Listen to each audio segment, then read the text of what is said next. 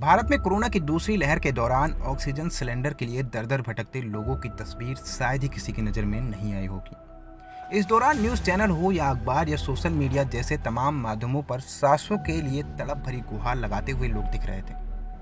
अस्पतालों और घरों में कोरोना के मरीज एक एक सांस के लिए तड़पते दिख रहे थे। ऑक्सीजन की कमी से जूझ रहे हमारे देश की मदद के लिए दुनिया भर के देश अपने हाथ आगे बढ़ा रहे थे।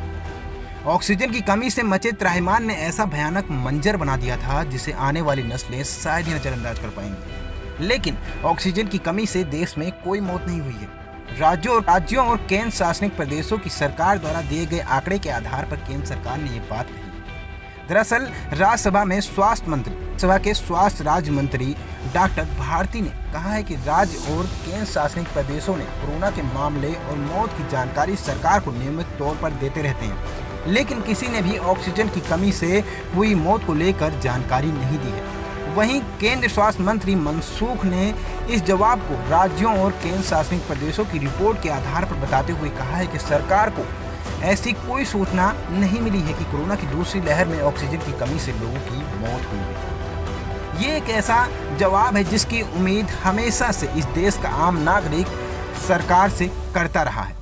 वैसे तकनीकी आधार पर देखा जाए तो केंद्र सरकार के जवाब में लेस मात्र भी असत्यता नजर नहीं आती। केंद्र सरकार ने ऑक्सीजन की कमी से हुई मौत को लेकर शून्य आंकड़ा पेश किया है। वो आया तो राज्य सरकारों की ओर से ही है ना। अब तक जो भी मौतें हुई हैं उनमें से कितनों को राज्य सरकारों ने ऑक्सीजन की कमी से हुई मौत को दर्शाया है, तो इस पर अवाक होने की आवश्यकता नजर नहीं आती। दरअसल सवाल ये उठना चाहिए कि देश और राज्य की सरकारें इतनी संवेदनहीन कैसे हैं। यह सरकारों की संवेदनहीनता ही नहीं है कि ऑक्सीजन से हुई मौत का आंकड़ा देते वक्त ये नहीं कहा कि सरकार के पास में ऐसी कोई व्यवस्था ही नहीं है जिससे ये स्पष्ट तौर पर पता लगाया जा सके कि अब तक इस वजह से कितने लोगों की मौत हुई है। खैर, जो सरकारें कोरोना संक्रमित मरीजों की और उनकी मौत का आगबाजीगरी दिखा रही हों, उनसे ऑक्सीजन की कमी से हुई मौतों पर संख्या जानने की उम्मीद रखना बेईमानी लगता है। कोरोना की दूसरी लहर के दौरान शमशान घाट से लेकर कब्रिस्तान में सैकड़ों की संख्या में रोजाना शव की आमाद हो रही थी। इन जगहों को संभालने वाले लोगों का भी कहना है कि इससे पहले कभी भी ऐसे इतने ज़्यादा शव रोजाना नहीं आए। लेकिन सरकारी आंकड़ों में कोरोना संक्रमित मरीजों का मौत का आंकड़ा अगर जिला स्तर पर देखा जाए तो 10 से 15 से ऊपर नहीं गया।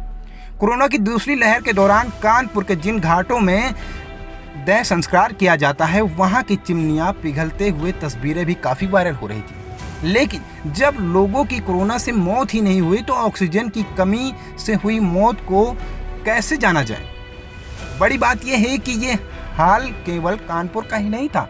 यूपी की राजधानी लखनऊ से लेकर हर राज्य के जिले का तकरीबन ऐसा ही हाल था।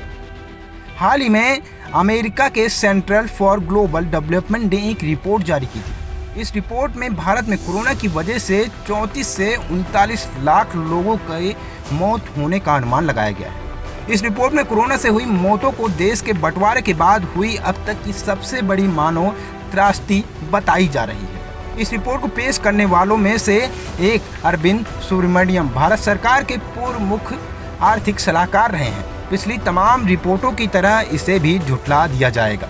वैसे कोरोना की दूसरी लहर के दौरान ऑक्सीजन और बेड की कमी तो लोगों ने देखी ही, और भारत में इस सिस्टम यानी सरकारों को भी सभी प्रकार के आंकड़े से खेलने की महारत हासिल है। ऐसे ही वीडियो को देखने के लिए हमारे चैनल को सब्सक्राइब करें और ज़्यादा से ज़्यादा शेयर करें। जय हिंद, जय भारत।